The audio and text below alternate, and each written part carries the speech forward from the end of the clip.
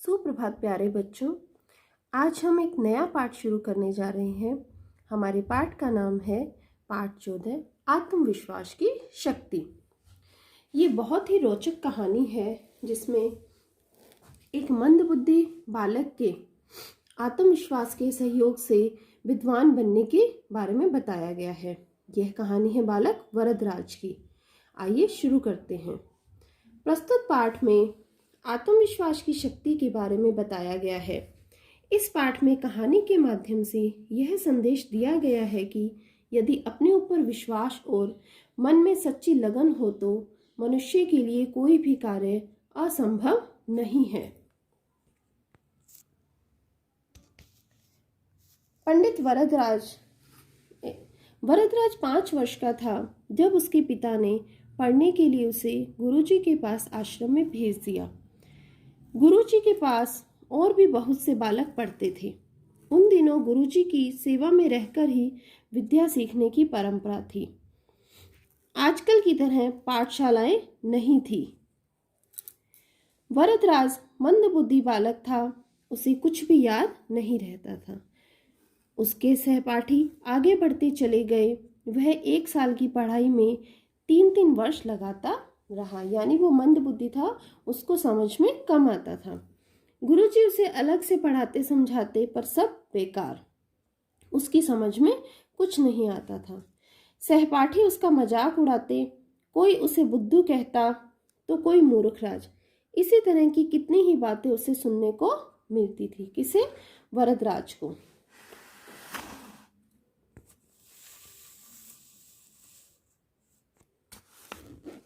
उसे पढ़ते हुए 5 साल हो गए पर वह कुछ भी सीख पढ़ नहीं सका।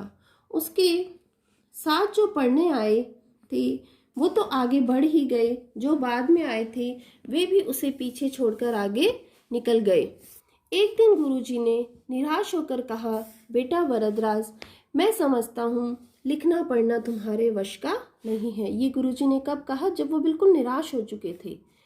मैंने कितना प्रयत्न किया, तुम्हें कितना समझाया, अलग से भी पढ़ाया, पर कुछ लाभ नहीं हुआ। यही अच्छा है कि घर जाओ और वहां का कामकाज देखो। वरदराज के पिता बहुत बड़े विद्वान थे। वरदराज खुद तो मंदबुद्धि था, लेकिन उसके पिता क्या थे? विद्वान थे। घर जाकर पिताजी को वह क्या मुंह दिखाएगा?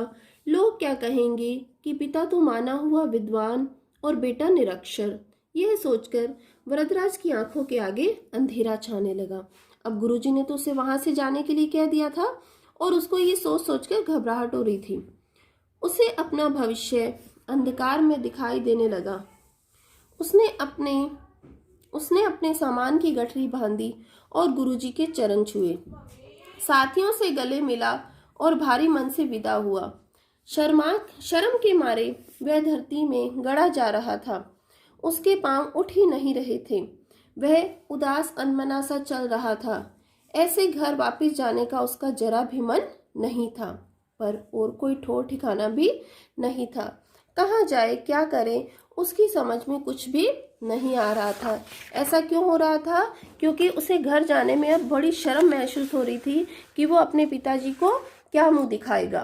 उसे बहुत ज्यादा इस बात की चिंता हो रही थी कि पिताजी इतने बड़े विद्वान हैं और लोग क्या कहेंगे। वह सवेरे चला था और अब दोपहर हो गई थी। रास्ते में खाने के लिए थोड़ा सा सत्तू गुरुजी ने उसे दिया था। उसे भूख भी लग रही थी और प्यास भी। चलते चलते रास्ते में उसे एक कुआं दिखाई दिया। वरदराज कुएं की जगत पर गया। उसने देखा कि जगत पर पानी खींचने की रस्सी से जगह जगह पत्थर में गड्ढे पड़े हुए थे। जगत मतलब उसकी जो चारों तरफ जो किनारा बना हुआ होता है वो, और वहां पे रस्सी के क्या बने हुए थे? निशान पड़ गए थे। किसमें? पत्थरों में। वरदराज के मन में अचानक बिजली सी कौंध गई। उसने सोचा, जब बार बार की रगड़ से कोमल रेशों से बनी रस्सी पत्थर को काट सकती है, फिर क्या लगातार परिश्रम करने से मुझे लिखना पढ़ना नहीं आ सकता? वह स्वयं ही बोल उठा, मैं परिश्रम करूंगा, फिर देखता हूं कि मुझे विद्या कैसे नहीं आती। उसके स्वर में आत्मविश्वास की दृढ़ता थी। कुछ कर दिखाने का संकल्प था। किसके? वरदराज के मन में। उसने कुएं पर रखे डोल से पानी निकाला, हाथ मुंह धोया और सत्तू खाकर पेट भर पानी पिया। अब वह लौट पड़ा। इस बार उसके कदम पहले की तरह भारी नहीं थे। वह तेजी से चल रहा था। उसकी उदासी दूर हो चुकी थी। अब तो वह दूसरी ही तरह का वरदराज लग रहा था। सूर्य अस्त होने से पहले ही वह गुरुजी के आश्रम में जा पहुंचा। गुरुजी के चरण छूकर उसने प्रणाम किया। गुरुजी उसे देखते ही बोले, बेटा वरदराज, तुम घर नहीं गए क्या?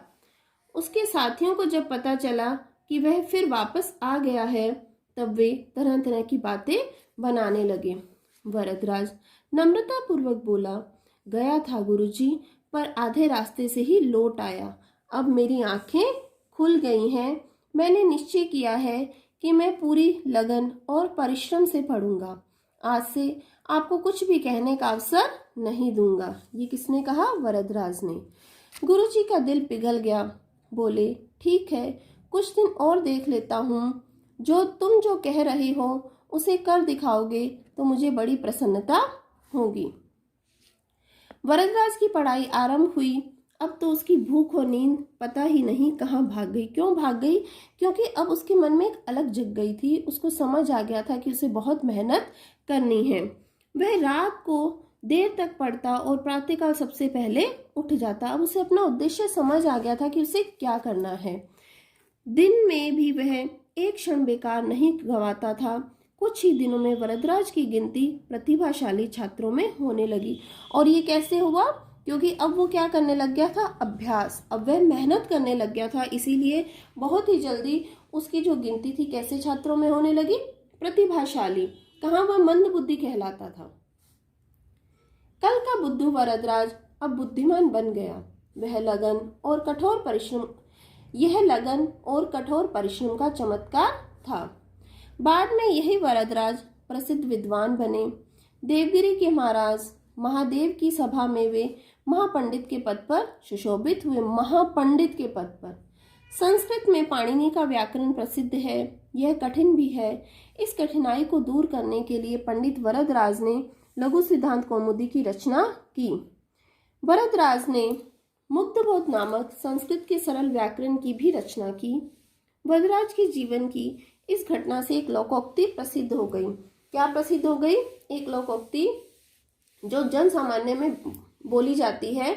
करत करत अभ्यास के जड़मति होत सुजान, रसरी आवत जाते सिल पर परत निशान। क्या है लोकोक्ति? और ये हम सब पे लागू होती है आज भी। ये क्या कि करत करत अभ्यास के, कि बार बार अभ्यास करने से जो जड़मति है, जो मूढ़मति मंदमति है, वो भी सुजान हो जाते हैं, यानी विद्वान बन जाते हैं। कैसे? अभ्यास करने से। हम बार बार एक ही चीज की प्रैक्टिस करेंगे तो जो पहली बार में हमें मुश्किल लगता है, कुछ प्रैक्टिस के बाद वही चीज हमें क्या लगने लगती है? आसान लगने लगती है। जैसे रसरी आवत जाते, रस्सी जो होती है वो कुएं से पानी खींचने के लिए बार बार उस पत्थर से रगड़ती रहती है, तो धीरे धीरे क्या होता है? सिलपल परत निशान। एक कोमल रस्सी भी, जो शिला, जो पत्थर होता है, उस पे भी क्या हो जाते हैं? निशान पड़ जाते हैं। तो अभ्यास हमें क्या करना चाहिए? बार बार करना चाहिए। और कोई भी चीज ऐसी नहीं है जिसको हम अभ्यास करने पर सीख नहीं सकते। तो बच्चों, हमें हमेशा कड़ी मेहनत पर ध्यान देना चाहिए। आशा है मुझे आप सबको ये पाठ अच्छे से समझ आ गया होगा और एक बार आप इसको पढ़ने का अभ्यास जरूर करेंगे। धन्यवाद।